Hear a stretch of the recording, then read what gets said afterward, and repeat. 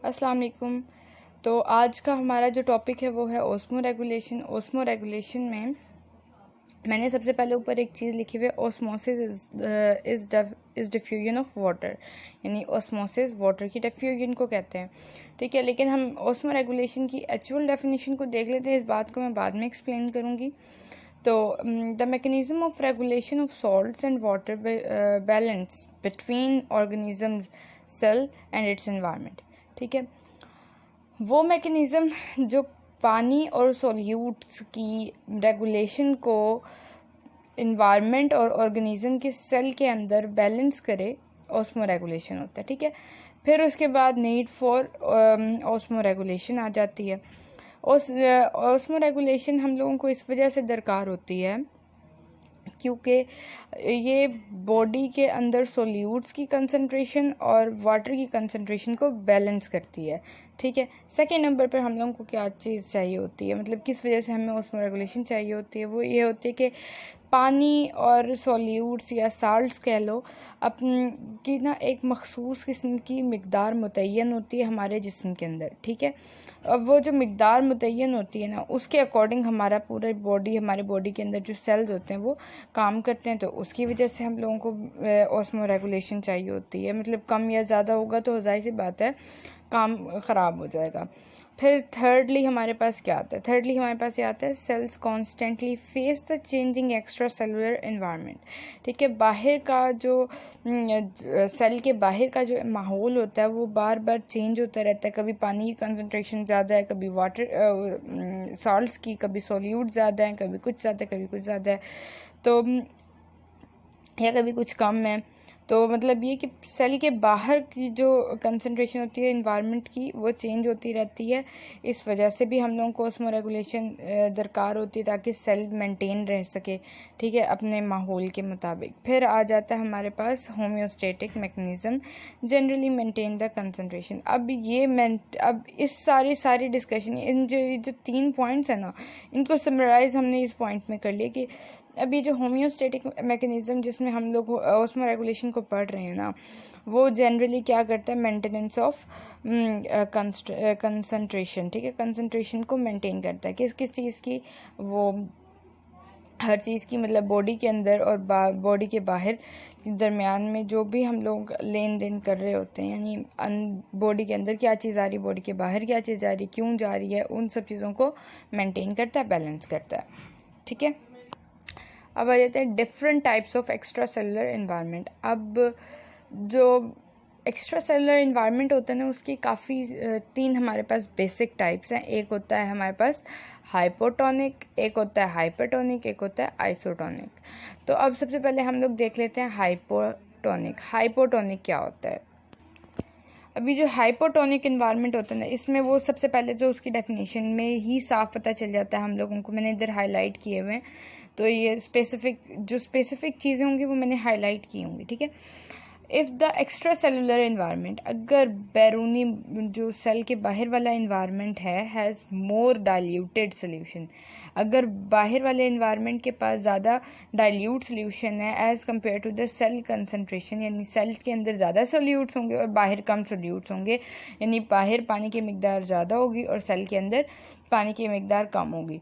तो अब क्या होगा, तो इस सिचुएशन में हाइपोटोनिक इन्वायरमेंट होगा। अच्छा, अब मैंने आप लोगों को ना, मैंने पिछले पेज के ऊपर एक लाइन लिखी हुई थी उर्दू में, मैं आपको वो ज़रा दिखाती। तो ये लाइन थी, पानी साल्ट्स के पीछे भागता है।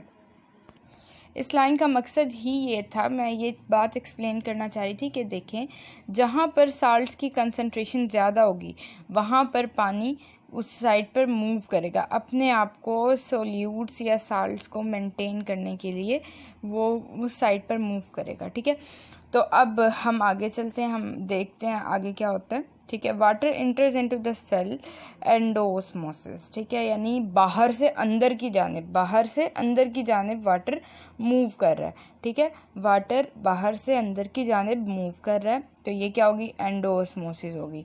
ठीक है, बाहर वाटर ज़्यादा डाइल्यूट है इन्वायरमेंट। ठीक है, यानी वहाँ पर पानी की मिकदार ज़्यादा है, और सेल के अंदर जो है हमारे पास क्या है, पानी की मिकदार कम है और कंसंट्रेटेड सॉल्यूशन है। तो ये लेट सपोज ये एक ऐसा पैकेज है जिसके अंदर हमारे पास डाइल्यूट सॉल्यूशन है, DSM से रिप्रेजेंट करेंगे। ये सेल के अंदर कंसंट्रेशन ज़्यादा है साल्ट्स की, तो डाइल्यूट सॉल्यूशन है, तो जाहिर सी बात है ये पानी सारा का सारा सेल के अंदर मूव इन करेगा, जिसकी वजह से सेल क्या हो जाएगा, टर्जिट हो जाएगा, फूल जाएगा। अगर तो ये होगा एनिमल सेल होगा तो ये ब्रस्ट हो जाएगा, ठीक हो गया। और अगर ये होगा प्लांट सेल तो ये टर्जिट हो जाएगा। ब्रस्ट इस वजह से नहीं होगा कि प्लांट सेल की गिर्द क्या होती है, हमारे पास सेल वॉल होती है। ठीक है, आगे चलते हैं। सेल सॉल्यूशंस आर डाइल्यूटेड, ठीक है, तो सेल का सॉल्यूशन होगा वो डाइल्यूट हो जाएगा जब एंडोस्मोसिस होगी, यानी पानी सेल के अंदर मूव करेगा तो सेल का सॉल्यूशन भी डाइल्यूट हो जाएगा। ठीक है, the cell also become turgid, और सेल जो है टर्जिट हो जाएगा। मैंने इसको रेड से लिखा हुआ है, ठीक है। एंड मे ब्रस्ट, और हो सकता है कि फट भी जाए। मे ब्रस्ट इस वजह से यूज़ किया क्योंकि अगर प्लांट सेल होगा तो वो जस्ट टर्जिट रहेगा, और मे ब्रस्ट फटने की सूरत क्या होगी, इफ़ एनिमल सेल, अगर वो जानदार या जानवर का सेल होगा, देयरफॉर इट मे हार्म्ड, इसी वजह से हो सकता है कि नुकसान दे। अब ज़रा मैं आपको इसको डायग्राम के ज़रिए से थोड़ा सा इसका कॉन्सेप्ट देने की कोशिश करती हूँ। ये है हाइपोटोनिक सॉल्यूशन की इन्वायरमेंट की डायग्राम। तो ये मैंने इधर पहले टर्जिट सेल शो किया हुआ है, यानी ये देखें ना, इसके अंदर हमारे पास सॉल्ट्स की कंसंट्रेशन हैवी थी, तो बाहर डाइल्यूट सॉल्यूशन था, वाटर ने अंदर की जानिब मूव करना शुरू किया। जब अंदर की जानिब इसने मूव करना शुरू किया तो सेल मेम्ब्रेन जो है वो टाइटन हो गई। क्यों हो गई, क्योंकि उसके अंदर पानी भरता जा रहा था। मैंने पीछे भी बताया था कि पानी साल्ट्स के पीछे भागता है, ठीक है। तो अब क्या हुआ है, नेक्स्ट स्टेप में ये हुआ है कि ये मुकम्मल तौर पर भर गया, पानी से भर गया। अब अंदर भी डाइल्यूट सॉल्यूशन है और बाहर भी डाइल्यूट सॉल्यूशन हो गया। अब अगर तो ये होगा एनिमल सेल तो ये ब्रस्ट हो जाएगा। ये क्या हो जाएगा, ब्रस्ट हो जाएगा। क्यों ब्रस्ट हो जाएगा, क्योंकि ये टर्जिट हो चुका था, इतना ज़्यादा टर्जिट हो चुका था कि इसके अंदर पानी भरता ही जा रहा था, ठीक हो गया ये। अब अगर इसकी जगह पर होता हमारे पास प्लांट सेल, मैंने इधर बनाया नहीं हुआ है लेकिन मैं आपको वैसे बता रही हूँ कि इसकी जगह पे हमारे पास प्लांट सेल होता तो उसका सीन ये होना था कि सेल वॉल की वजह से ना वो उसने ब्रस्ट नहीं होना था, वो जस्ट टर्जिट हो जाता, ठीक है।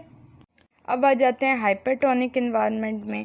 तो हाइपरटोनिक इन्वायरमेंट में हमारे पास क्या होता है, हाइपरटोनिक इन्वायरमेंट में हमारे पास ये होता है कि अगर एक्स्ट्रा सेलुलर इन्वायरमेंट जो है ना वो ज़्यादा कंसंट्रेटेड है और जो हमारे पास सेल है उसके अंदर डाइल्यूट सॉल्यूशन मौजूद हो, यानी पानी मौजूद हो, अच्छा खासा पानी मौजूद हो, तो हम लोगों का क्या होगा कि जो सेल के अंदर से जो डाइल्यूट सॉल्यूशन होगा उसमें से पानी स्केप करेगा बाहर की जानिब, ठीक है, क्योंकि बाहर कंसंट्रेटेड सॉल्यूशन होगा, ठीक है, बाहर की जानिब पानी मूव करेगा जिसकी वजह से सेल श्रिंकेज हो जाएगा, ठीक हो गया। अच्छा, अब क्या होता है, ड्यू टू हाइपरटोनिक इन्वायरमेंट, अब हाइपरटोनिक इन्वायरमेंट की वजह से the cell solution become concentrated, जो सेल का सोल्यूशन होता है ना वो कंसनट्रेटेड हो जाता है। अब ऐसा क्यों होता है मैं आपको देखिए, जो सेल के अंदर जितना भी डाइल्यूट सोल्यूशन था, जितना भी वाटर था, बाहर के इन्वायरमेंट के कंसनट्रेटेड होने की वजह से क्या हो गया, सारा का सारा सोल्यूशन वाटर बाहर निकल गया, जिसकी वजह से बाहर का माहौल तो कंसनट्रेटेड हो गया लेकिन जो वाटर हो जो सेल होगा वो अंदर से अब कंसनट्रेटेड हो जाएगा और श्रिंक हो जाएगा वो मुकम्मल तौर पर, ठीक हो गया।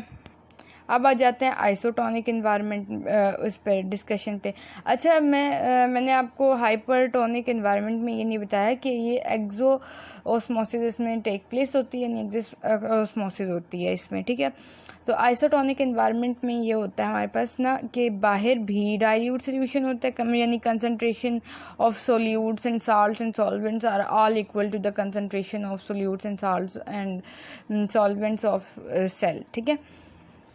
ठीक है, तो इसकी डेफिनेशन की तरफ चलते हैं। If the concentration of extracellular environment, अगर एक्स्ट्रा सेलुलर इन्वायरमेंट की कंसनट्रेशन रिजेंबल्स मिलती होगी to internal solution of cell के अंदरूनी सोल्यूशन, यानी सेल के अंदर के सोल्यूशन, तो ऐसे सोल्यूशन को हम आइसोटोनिक सोल्यूशन कहेंगे। अब इसमें ना एक्सोस्मोसिस होती है, ना एंडोस्मोसिस होती है, और ना ही कोई टर्जिडिटी होती है, ना ही श्रिंकेज होता है।